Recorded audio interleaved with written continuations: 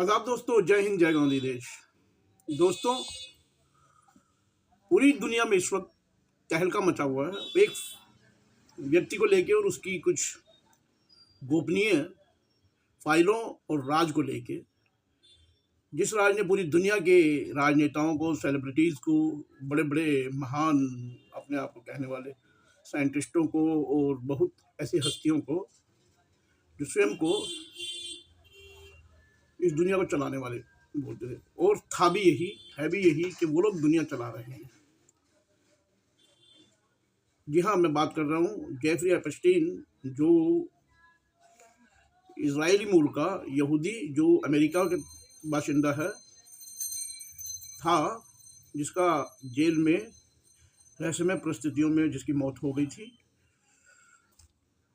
उसको लेके खुलासे हो रहे हैं लगातार, और इस खुलासे में जो घिरे हैं उनमें अमेरिका के पूर्व राष्ट्रपति बिल गेट्स, वो बिल क्लिंटन, वर्तमान में जो राष्ट्रपति हैं वो ट्रंप,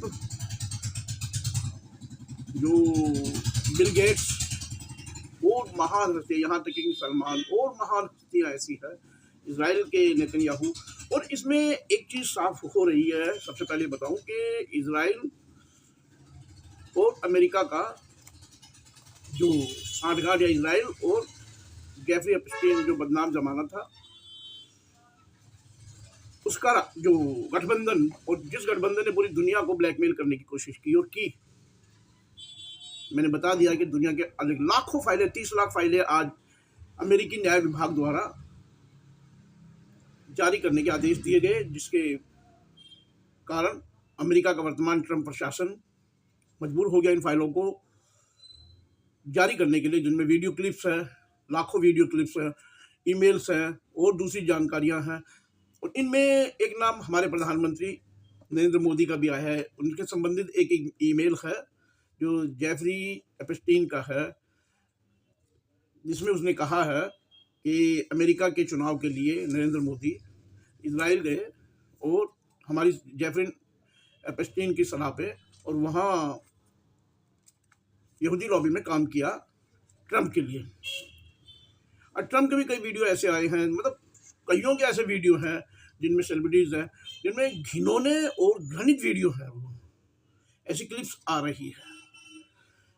बच्चियों के साथ यौन दुर्व्यवहार, बलात्कार, यहाँ तक के कहा नहीं जा सकता, शब्द नहीं है कि इंसानी मांस, बच्चों का मांस खाने का भी उसमें जिक्र था।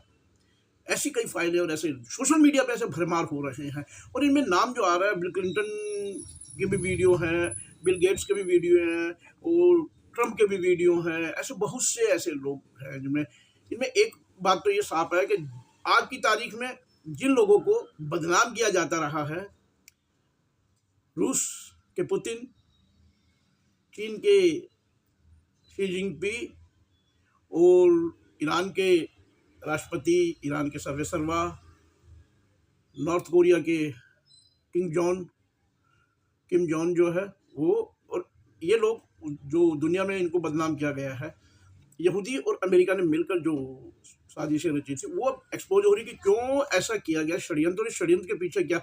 और एक और बात, भारत को बार बार अमेरिका या बिल्कुल ये क्या नाम इसका, ट्रंप जो डराता रहा है हमारे प्रधानमंत्री को, नरेंद्र मोदी को, क्या राज है, क्या कारण है कि नरेंद्र मोदी उसकी बातों का जवाब नहीं देते, सिर्फ स्वीकार करते हैं। अभी भी जो कई ऐसे सौदे हुए हैं जो भारत के हितों पर कुठाराघात हैं, जैसे कृषि से संबंधित सौदे हैं, दूध से संबंधित सौदे हैं, और इसमें मक्का खरीदने का सौदा है, सोयाबीन खरीदने का सौदा है। ये छोटे छोटे जो हमारे किसानों का हित, सीधा सा नुकसान पहुंचाते हैं हमारे किसानों को, हितों को।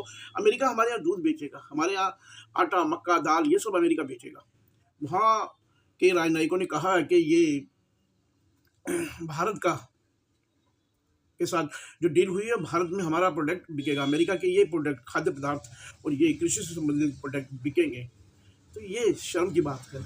हमारा देश कृषि प्रधान देश होता है हमारा। तो आपको याद होगा इंदिरा जी के ज़माने में या कांग्रेस के ज़माने में, नेहरू जी के ज़माने में हरित क्रांति आई, इंदिरा जी दूध क्रांति लेके आई, श्वेत क्रांति लेके आई, जो ये डेवलपमेंट हुआ सारा लेके आज की सरकार जो है नरेंद्र मोदी की सरकार, हिंदू मुसलमान लेके आई है, इसके अलावा कुछ लेके नहीं है। जब भी विकास की बात होती है, जब भी डेवलपमेंट की बात होती है, हिंदू मुसलमान पे आके अटक जाता है। सिक्का इनका जो धुरी का इनका जो सुई है, कांटा यहीं आके अटकता है। ये इस देश के लिए दुर्भाग्य की बात है कि हमारी सरकार, ट्रंप बार बार ललकाता है नरेंद्र मोदी को, बार बार जवाब नहीं मिलता हमारी तरफ से। पार्लियामेंट में ट्रंप बोलता है, उस पर हम चुप रहते हैं, लेकिन पार्लियामेंट में जो लीडर अपोजिशन राहुल गांधी डोकलाम पे, गलवान पे, इन पे चीन से संबंधित सवाल करने की बात करता है। पूर्व राहुल गांधी जब सवाल करते हैं, पूर्व जो हमारे जनरल हैं, चीफ ऑफ आर्मी स्टाफ है नरवणे, उनकी किताब को कोट करने की कोशिश करता है, उनके कथन को कोट करने की कोशिश राहुल गांधी करते हैं संसद में, तो उन पर स्पीकर रोक लगा देते हैं, उन्हें बोलने देते हैं। उन्हें ये यहाँ तक कि राहुल गांधी आखिर में मजबूर होते हैं, ये कहते हैं कि आप बताइए मुझे क्या बोलना है, तब भी राहुल गांधी को बोलने नहीं दिया जाता। ये स्पीकर जो ओम बिरला है, उनकी तरफ से व्यवस्था थी। ये तानाशाही है, या ये डर है राहुल गांधी से सरकार का।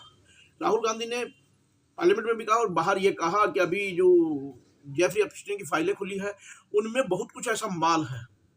और कारण क्या है, पार्लियामेंट में राहुल गांधी को बोलने से रोका जा रहा है। क्या डर है सरकार को कि राहुल गांधी कुछ ऐसा एक्सपोज करेंगे। हम फिर जेफरी एप्स्टीन पे आएंगे। जेफरी एप्स्टीन की फाइलों में जो बताया, ऐसी जो वीडियोस हैं, घृणित और लानती वीडियो है, इंसानी जो सोच है उससे बाहर की बात है। वो सब गैर मानवीय कृत्य उसमें दिखाए गए हैं, बच्चियों के साथ यौन, और ये सब सफेदपोश बड़े बड़े राजनेताओं का। जेफरी एप्स्टीन एक यौन अपराधी था, जिसने एक आइलैंड बनाया अपना निजी, और वहाँ उसने दुनिया के तमाम देशों के बड़े बड़े सेलिब्रिटीज, बड़े बड़े नेता, बड़े बड़े जो अपने आप को महान हस्तियाँ कहने वाले लोगों को आमंत्रित किया, उनको सुविधाएं दी, सेक्स सुविधाएं दी, उनको और दूसरी सुविधाएं दी। एक और वहाँ ये है कि वहाँ एक मंदिर भी मिला है जो 3000 साल पहले शैतान का मंदिर कहा जाता था, जो रोम में, अरब में यहाँ था, जिसकी पूजा होती, उसी शैतान का मंदिर वहाँ बनाया गया, जिससे इंसानों की बलि दी जाती थी। वही मंदिर, उसी का मंदिर उस आइलैंड पे वीडियो आई है कि था। अब सबको वहाँ, इनको जो वहाँ गया उनको सेवाएं दी और उसके बाद उनसे राज उगलवाए गए। अब फिर वही आते हैं हम कि नरेंद्र मोदी और जेफरी एप्स्टीन का आपस का रिश्ता क्या था। जवाब तो देना पड़ेगा ना इस देश के प्रधानमंत्री को भी। आखिर अपराधियों के साथ अगर हमारा रिश्ता, हमारा नाम जुड़ता है किसी भी रूप में, तो क्या था स्पष्ट करना पड़ेगा। हालांकि जैसे ही फाइलों में नरेंद्र मोदी का नाम आया, ईमेल का जिक्र हुआ, तुरंत इजराइल की यात्रा का तो जिक्र कहा कि इजराइल की यात्रा के अलावा उस व्यक्ति का सारे जो मुद्दे सब झूठ थे। इतना कहने भर से विदेश मंत्रालय का प्रवक्ता अगर ये कहता है तो इतना कहने भर से जवाब नहीं मिलता और देश संतुष्ट नहीं है। इतना स्पष्ट करना पड़ेगा। और अभी जैसे राहुल गांधी ने कहा कि चौंक गए लोग कि अभी जेफरी एप्स्टीन की फाइलों में बहुत माल भरा है। देखना यही है कि किस किस से संबंधित माल है। हमारे यहाँ भी लोग डरे हुए हैं। हालांकि हमारे यहाँ आपको पता है आसाराम भी हुए हैं, हमारे यहाँ राम रहीम भी हुए हैं। हमारे यहाँ आपको मुजफ्फरनगर में, जो आपको पता होगा, मुजफ्फरपुर में, बिहार में, वो जो बालिका आश्रम था उसमें जो हुआ था वो भी हुआ है। बाकी कुलदीप सेंगर आपको पता है, और दूसरे ये लोग हैं, बहुत से ऐसे अपराधी हैं जिन पे पर्दा डाल दिया जाता है। तो ये एक ट्रंप की एक बात जरूर कहनी पड़ेगी। ट्रंप का उस बदनाम जमाना की कई फाइलों में है नाम, उसके बावजूद ट्रंप प्रशासन की हिम्मत थी कि उसने सार्वजनिक किया। ये डेमोक्रेसी की बहुत बड़ी मिसाल थी और अभिव्यक्ति की स्वतंत्रता की ये बहुत बड़ी मिसाल थी कि खुद फंस रहे हैं लेकिन सार्वजनिक किया है। लेकिन इतने भर से वो बरी नहीं हो जाते। हालांकि वो हमारे सामने मिसाल जरूर है कि हम चीन के मुद्दे पे चुप क्यों हो जाते हैं। ट्रंप की तरह बेशक हमारी गलती हो या नहीं हो, पार्लियामेंट में जिस तरह राजनाथ सिंह ने बोला, अमित शाह ने बोला बजट सेशन में 2 दिन पहले, उससे साफ स्पष्ट बात है कि कहीं ना कहीं सरकार को डर है कि राहुल गांधी संसद में क्या बोलेंगे। ये डर जरूर सरकार को लग रहा है कि राहुल गांधी कहीं सरकार का भांडा न फोड़ दे। राहुल गांधी के बारे में भी अब ये आम मैच्योरिटी आ गई है कि राहुल गांधी सरकार को लपेट रहे हैं और तर्कसंगत बात करते हैं। एक और बात कि राहुल गांधी हालांकि कोई ज्योतिषी नहीं है, लेकिन पॉलिटिकल जो उन्होंने जो भविष्यवाणियाँ की है पिछले 10 सालों में, वो सब सच हुई है। चाहे वो लॉकडाउन से संबंधित हो, चाहे वो जीएसटी से संबंधित हो, चाहे नोटबंदी से संबंधित हो, चाहे वो बेरोजगारी से संबंधित हो, चाहे वो अडानी अंबानी से संबंधित हो, चाहे वो अब ये फाइलें हैं। आखिर सरकार जवाब क्यों नहीं देती? हमारी सरकार को भी जवाब देना पड़ेगा। जेफरी एप्स्टीन की फाइलों में अभी क्या क्या निकलेगा, ये तो अभी भविष्य के गर्भ में है। 30 लाख के करीब पेज हैं, लाखों क्लिप्स हैं, उनमें बहुत कुछ आई है, अभी बाकी है। तो अभी देखते हैं क्या क्या होता है, कौन कौन इसमें फंसता है, कौन कौन आगे इसमें होता है। और भविष्य में सरकारों की उथल पुथल में जेफरी एप्स्टीन का बहुत बड़ा रोल रहेगा। हालांकि जेफरी एप्स्टीन मर गया, लेकिन उसकी आत्मा, उसका भूत अभी पूरी दुनिया को परेशान करेगा। इसमें अमेरिकी राष्ट्रपति भी है, ट्रंप उसको भी परेशान करेगा। इसमें एक और बात इसमें कहते हैं कि इमरान खान, पाकिस्तान का प्रधानमंत्री, जेल में है।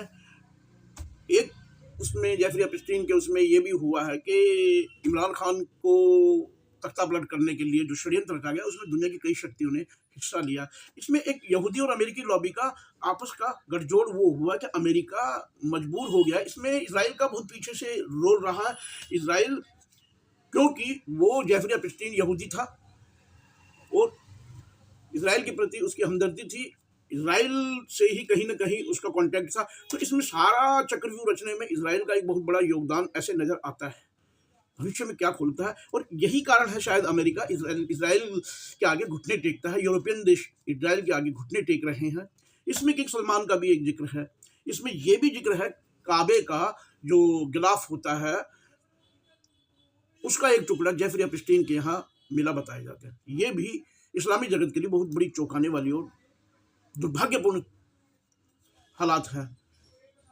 ये सोच के एक मुसलमान के नाते मुझे शौक हुआ है कि जिसे हम खादिम हरमैन शरीफ कहते हैं, वहाँ से ये हुआ है। और जेफरी एप्स्टीन जैसा घृणित व्यक्ति, इंसानियत के नाम पे कलंक व्यक्ति, उसके घर से, उसके यहाँ से ये काबे के गिलाफ का टुकड़ा मिलना, ये इस्लाम की तौहीन है। बल्कि ये जिसने भी किया है वो इस्लाम की नज़र में गुनहगार है।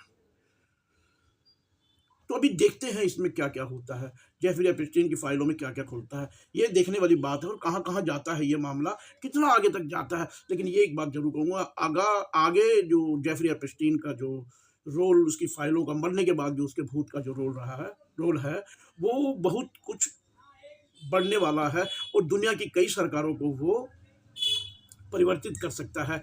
और भविष्य में भारत ही नहीं, अमेरिका और न जाने कितने देशों में इसका असर देखने को मिलेगा। देखते रहिए, आप भी देखिए जेफरी एप्स्टीन की फाइलों को। सोशल मीडिया में है, एक ईमेल है, उसमें भी है। तो आप देखते रहिए। जय हिंद, जय गांधी देश।